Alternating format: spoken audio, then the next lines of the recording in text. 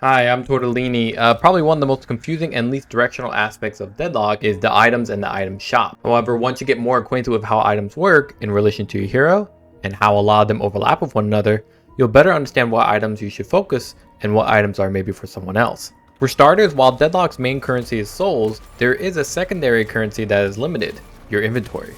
Compared to other games, Deadlock's inventory may seem large with over 12 initial slots for items, but in reality it is more constricting because 4 slots of your inventory are allocated to the 3 categories of items: vitality, weapon, and spirit. To add, you are also restricted to 4 active items within your 12 inventory initial limit, but you are also granted 4 additional flex slots as you progress through the game and destroy enemy defensive structures. So already you should be seeing every Deadlock match on a cycle of expansion.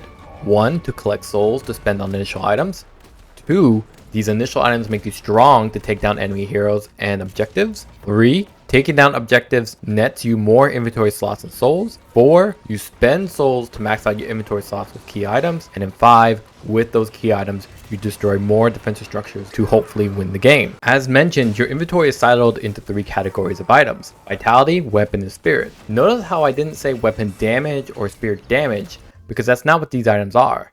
These aren't item sections meant strictly to improve your output or survivability, but rather these categories are where these items hold the majority allegiance to, and that's important to remember. For starters, weapon damage is not just your gun, but also melee.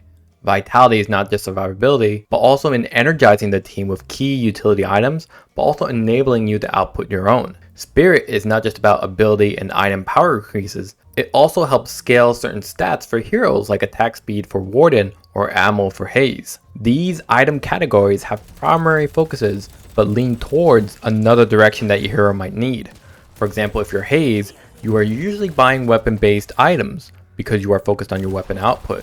However, during the laning stage, you might find yourself taking damage. If you're taking a lot, maybe you need an item like extra regen to keep you alive in the lane. But if you're taking a little bit of health damage, maybe a headshot booster, which will bolster your weapon output, will also provide bullet shields to withstand weapon harassment. These items have a leaning to them where they're focused on providing one thing, but also provide secondary stat values depending on what kind of damage you are dealing. Deadlock makes this really simple by offering a lot of lateral items that are similar to one another, but are from different item categories.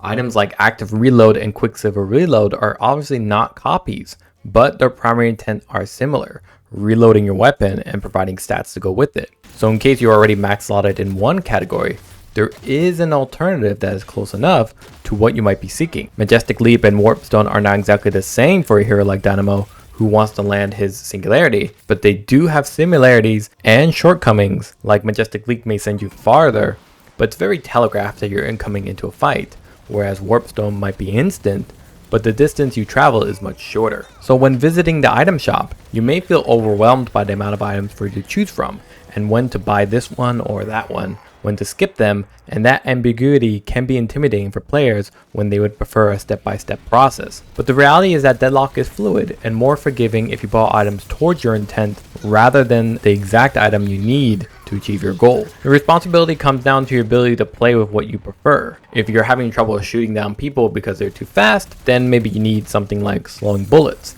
If you're dealing with tanky enemies, maybe look at Heal Bane, toxic bullets, or even siphon bullets, depending how far the game goes. Items in the item shop are trying to answer your challenges and endeavors, not have you adjust your playstyle to their values, and that is an important distinction. The hero you pick also affects your item decision.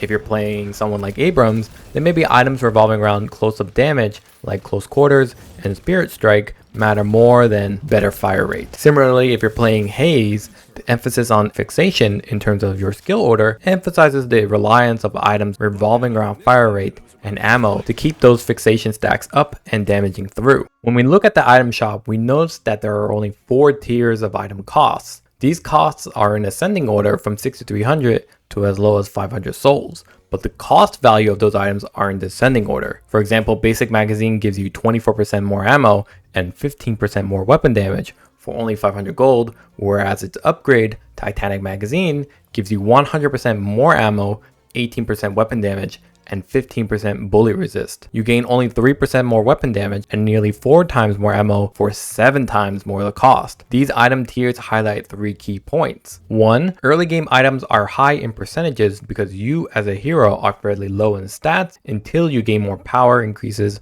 which we mentioned in our previous video. So most of your power improvements are coming from your items until your hero scales more. 2. Early game items may be high in percentages, but you forego your more important currency, inventory slots. By purchasing a lot of cheap early game items, you run out of slots and cannot grow your hero without taking the necessary objectives. 3. Higher tier items are lower in stats, so rushing to purchase them first may actually be more of a hindrance than a value.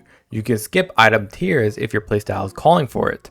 For example, as Haze, I don't really want to gank around after the laning stage because I have collected a lot of souls and I want to aim for my involvement in later parts of the match. Instead of purchasing items that lean towards active play like Withering Whip or Kinetic Dash, both of which are 1250 souls, I can instead just opt for Tesla Bullets at 3000 souls and focus on farming neutrals to then start buying out the 1250 items when I am leaning towards more ganking and active team play. Due to the fluidity of Deadlock and how people can build their heroes, the items also become fluid. For example, Bip Bop is a middleman of being a good weapon damage dealer due to his hit scan weapon and range, but also a great spirit damage ganker with his hook and sticky bomb combo. So players may be building their hero depending on their preferred style. But Deadlock's item shop already provides answers for those scenarios in the form of 2 counter item categories: defensive and offensive counters. Defensive counter items are items that help you ensure you aren't completely destroyed when an enemy ganks you. For example, if Wraith is continuously ganking you with telekinesis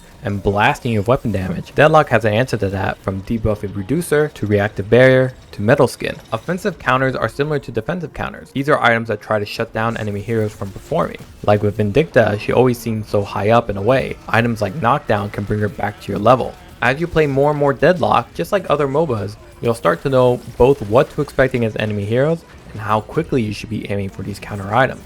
More importantly though is the understanding that Deadlock provides more information than any other game to help you respond better to situations. When you open the item shop, you can scroll over to the different categories to see what is enhanced when you purchase an item and by how much. When you die, you can actually review what type of damage killed you and by what percentage. By pressing tab, you can see what items both the enemy and your team are buying so as to ensure you are making informed choices on your itemization. Take advantage of all this information before buying your next item. So that's my final chapter of our tutorial series about the game. If you have any questions, please let me know in the comments below, and please like and subscribe to help me grow. Thanks to Q and the FAQ for inspiration to do this series.